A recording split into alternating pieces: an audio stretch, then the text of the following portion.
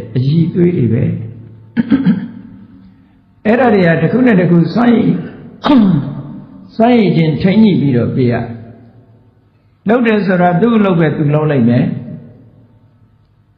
သဘာဝတရားတွေဟာဆိုင်ရာလုပ်ငန်းတွေကိုသာလုပ်ကြတာဘောင်ကျော်ပြီးတော့မလုပ်ဘူးဟုတ်တယ်လေ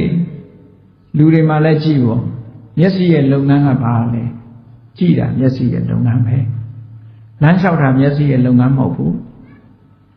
နားထောင်တာကဘယ်သူရဲ့လုပ်ငန်းတော့နားရဲ့လုပ်ငန်းအနံ့ကိုရှူတာကနှာခေါင်းရဲ့လုပ်ငန်းအရသာသိဖို့ရာအတွက်ကြတော့သူ့လုပ်ငန်းနဲ့သူသွားတာအဲ့တော့မျက်စိလှုပ်တဲ့အလုပ်ကိုနားလှုပ်လို့မရအောင်နှာခေါင်းလှုပ်လို့မရအောင်ဆိုင်ရာဒီတိုင်းပဲသဘောပေါက်ပါတတိရဲ့အလုပ်ဟာအာယုံပေါ်မှာစိတ်နဲ့အာယုံနဲ့တွဲနေအောင်သူကအမြဲတမ်းတတိကပ်ပေးထားတာဒါတတိရဲ့mindful ဖြစ်အောင်လုပ်နေတာတတိကအာယုံကိုယူပေးထားယူပေးရုံပဲယူနိုင်တယ်အာယုံကိုသိဖို့ကသူကိစ္စမဟုတ်ဘူးသူကယူယုံယူပေးတာအဲ့လိုယူပေးထားတဲ့အာယုံကိုသိတာကဉာဏ်ကသိတာအဲ့လိုဉာဏ်ကသိဖို့ရအတွက်အထောက်အကူတွေကဘာတွေတော့ဆိုရင်သမ္မာသင်္ကပ္ပဆိုတဲ့မှန်ကန်တဲ့အတွေ့တွေသမ္မာသမာဓိဆိုတဲ့စိတ်တည်ငြိမ်မှုတွေဒါတွေကမရှိမဖြစ်တာတွေပဲပေါ့ဒါကြောင့်မို့ဒါတွေကိုရည်စူးပြီးတော့မြတ်စွာဘုရားအတ္တပိသမ္ပဇာနောတတိမှာ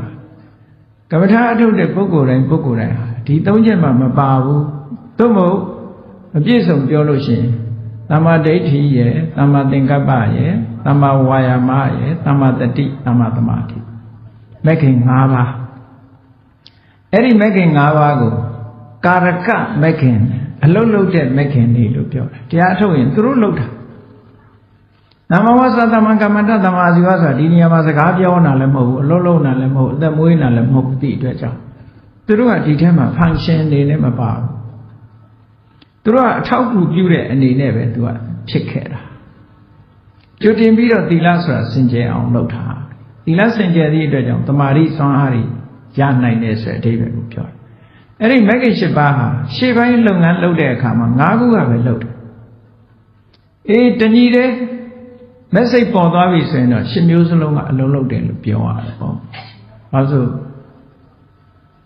သမ္မာကမ္မန္တသမ္မာဝါစာလို့ဆိုမဲ့နဲ့ပယ်လိုက်တယ်ဆိုရင်နောက်ထပ်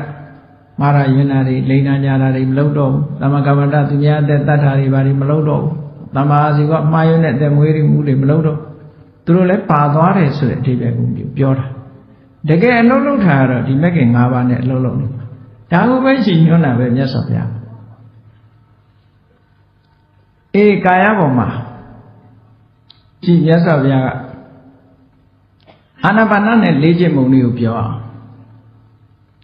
ပိဋကဆရာတော်ဘုရားကြီးအာနာပါန